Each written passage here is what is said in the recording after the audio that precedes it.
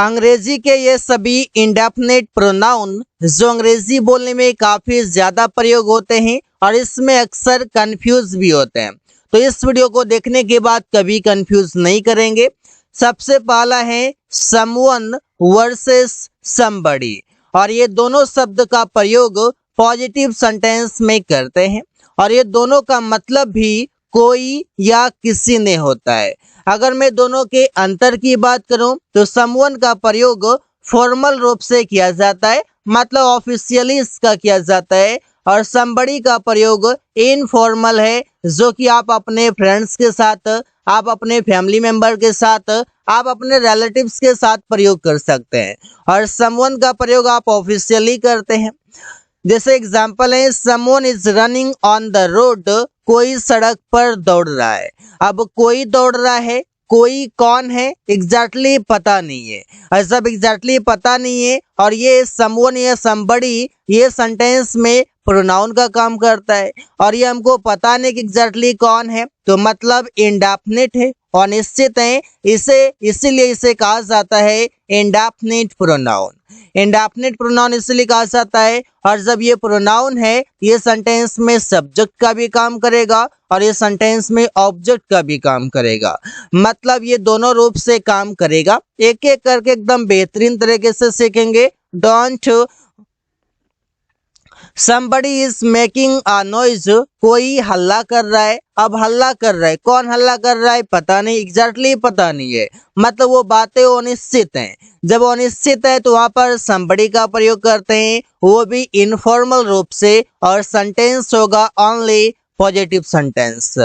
कोई पत्र लिख रहा है तो someone is going to, अभी आप देखिए कोई पत्र लिख रहा है, तो कोई पत्र लिख रहा है इसके लिए आप बोलते हैं someone is writing a letter, और कोई स्कूल जा रहा है तो someone is going to school, someone is going to school, कोई स्कूल जा रहा है, कोई सड़क पर दौड़ रहा है, कोई हल्ला कर रहा है, कोई पत्र लिख रहा है, कोई अंग्रेजी बोल रहा है, तो अलग अलग तरीके से आप सेंटेंस बनाएंगे, लेकिन वहां पर आप समवन या समबडी प्रयोग करेंगे, फॉर्मल या इनफॉर्मल करिए। अब यहाँ पर समझिए कि मैं ऑब्जेक्ट के रूप में कैसे प्रयोग कर सकता हूँ। किसी ने कहा कि मैं किसी को जानता हूँ, मैं किसी को जानता हूँ, लेकिन उसने बताया नहीं, मैं किसी को जानता हूँ। जब ऐसे बात हुआ तो वहां पर वो सेंटेंस बोलता है अंग्रेजी में I know someone, I know someone, मतलब मैं किसी को जानता हूं, और यहाँ पर जो समवन वर्ड है ये सेंटेंस में ऑब्जेक्ट का काम कर लिया। मैंने किसी को पैसे दिया, आई गेव समवन मनी, तो वहां पर समवन ऑब्जेक्ट हो गया, तो इसे प्रयोग करते हैं।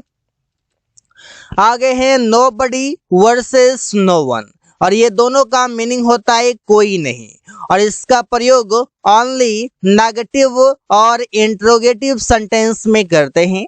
वैसा सेंटेंस जिसमें कि आप नो का प्रयोग करते हैं, मतलब नॉट का करते हैं और हिंदी में नहीं आता है। वैसा सेंटेंस जिसमें कि आप क्या से शुरू करते हैं उस सेंटेंस को हिंदी में, या फिर आप हेल्पिंग वर्ब से करते हैं, और अगर मैं बात करूं तो WH वर्ड से भी शुरू होते हैं, जैसे कि what, when, where, who, whose, which, ये सब आ जाते हैं। अब एग्जाम्पल देखिए, nobody wants to go there, कोई वहां जाना नहीं चाहता है, यहाँ पर नहीं आया और नहीं के लिए आप प्रयोग कर लिए कोई नहीं के लिए nobody, अलग से नॉट कहीं भी नहीं है, लेकिन nobody का मतलब ही हो गया कोई नहीं। No one will eat burger, कोई बर्गर नहीं खाता है, यहाँ पर आप no one का प्रयोग कर लेते हैं, और no one का प्रयोग आप फॉर्मल रूप से करते हैं, आप कोई लेटर में प्रयोग करते हैं, आप कहीं ऑफिस में वर्क करते हैं वहां पर आप फाइल में लिखते हैं, तो वहां पर आप no one का प्रयोग करते हैं। कोई देखिए, क्या कोई ट्रेन से नहीं जा रहा है, तो why is, देखिए क्यों कोई ट्रेन से नहीं जा रहा है, तो why is nobody going by train, तो यहाँ पर nobody आ गया, मतलब इनफॉर्मल है, और ये सेंटेंस नेगेटिव है या इंट्रोगेटिव है या क्या है आप यहाँ देख सकते हैं। यहाँ पर इंट्रोगेटिव सेंटेंस है क्योंकि यहाँ पर सेंटेंस WH वर्ड से स्टार्ट हुआ है। When is no one read a book, कब कोई नहीं किताब पढ़ता है, मतलब किसी ने कहा ये सभी कोई नहीं पढ़ता है, कोई किताब नहीं पढ़ता है, तो मैंने कहा कि कब कोई किताब नहीं पढ़ता है। तो टाइम बताओ, तो वहां पर आप नो वन का प्रयोग कर लेते हैं कोई नहीं के लिए। अब है नोबडी वर्सेस, या पता एनीबडी वर्सेस एनीवन, और ये दोनों का मतलब है कोई या किसी ने। इसका प्रयोग आप नेगेटिव और इंट्रोगेटिव सेंटेंस में करते हैं।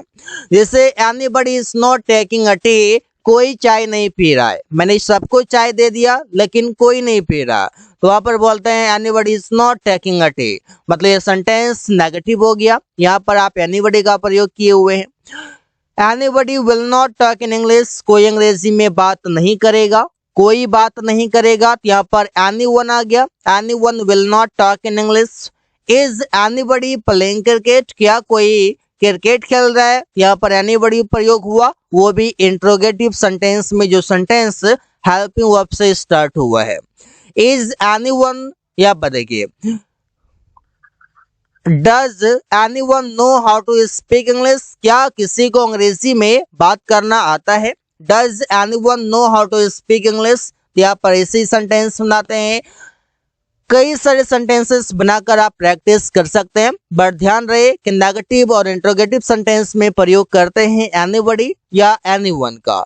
जिसके साथ वन लगा हुआ है ये फॉर्मल, और जिसके साथ बडी लगा हुआ है वो इनफॉर्मल है।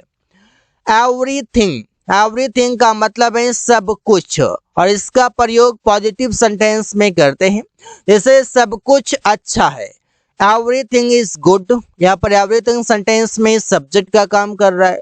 आई ईट एवरीथिंग, मैं सब कुछ खाता हूँ, यहाँ पर एवरीथिंग का मतलब हो गया सब कुछ, और ये सेंटेंस में ऑब्जेक्ट हो गया, क्योंकि वर्ब के बाद अगर वर्ड आता है तो वो कहलाता है या तो अदर वर्ड कहलाता है, या तो फिर वो ऑब्जेक्ट कहलाता है, और वर्ब से पहले जो होता है वो कहलाता है सेंटेंस में सब्जेक्ट। एवरीथिंग वॉज फैंटास्टिक, सब कुछ शानदार था, पास्ट में है वॉज लगा हुआ है। Everything was fantastic. He has everything, उसके पास सब कुछ है, यहाँ पर एवरीथिंग कभी सब्जेक्ट हो रहा है कभी ऑब्जेक्ट हो रहा है। जब प्रोनाउन है तो दोनों काम करेगा। समथिंग वर्सेस एनीथिंग, ये दोनों का प्रयोग आप करते हैं कोई चीजों के लिए, मतलब कोई वस्तु के लिए।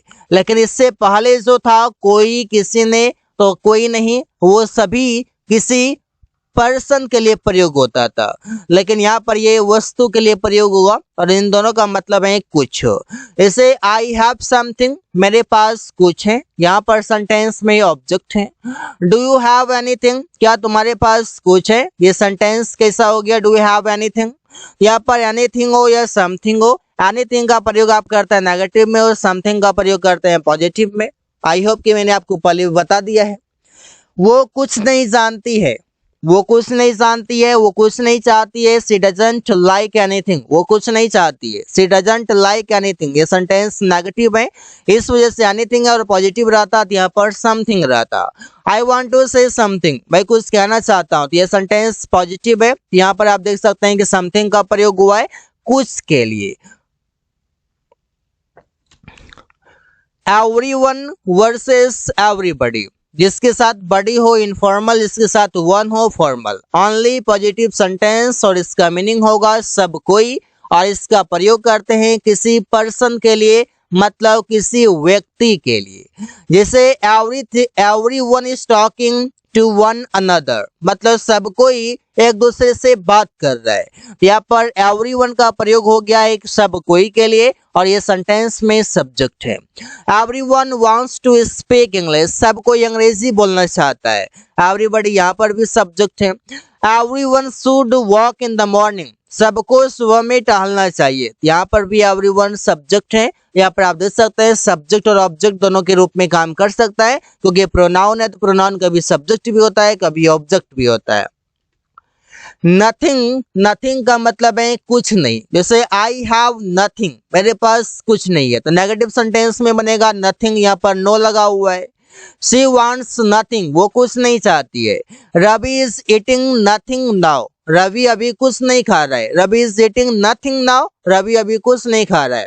प्रिया इज डूइंग नथिंग, प्रिया कुछ नहीं कर रही है। यहाँ पर सेंटेंस से सापेक्ष से बनाते हैं। नथिंग का मतलब ये कुछ नहीं। तो यहाँ पर जब भी आप नेगेटिव सेंटेंस में से प्रयोग करेंगे तो एक्स्ट्रा में आप नॉट का प्रयोग नहीं करेंगे, इस बातों पर ध्यान देंगे। दे का मतलब है वे लोग, जैसे दे प्ले क्रिकेट, वे लोग क्रिकेट खेलते हैं। अब ये तो पर्सनल प्रोनाउन के अंदर आते हैं, लेकिन दे से मतलब ये है कि पर्सन के लिए तो प्रयोग होता है, लेकिन इससे भी हमको एग्जैक्ट पता नहीं चलता कि आखिरकार वो कौन है, वो वे लोग कितने हैं, एग्जैक्ट नंबर नहीं पता। दे लर्न इंग्लिश, वे लोग अंग्रेजी सीखते हैं। They are going to market, वे लोग बाजार जा रहे हैं। They will write a letter, वे लोग पत्र लिखेंगे। तो सेंटेंसेस सही से बनाए जाते हैं, कई सारे बनाकर प्रैक्टिस कर सकते हैं। ऑल का मतलब है सभी, और ये भी इंडेफिनिट प्रोनाउन के अंदर ही आते हैं।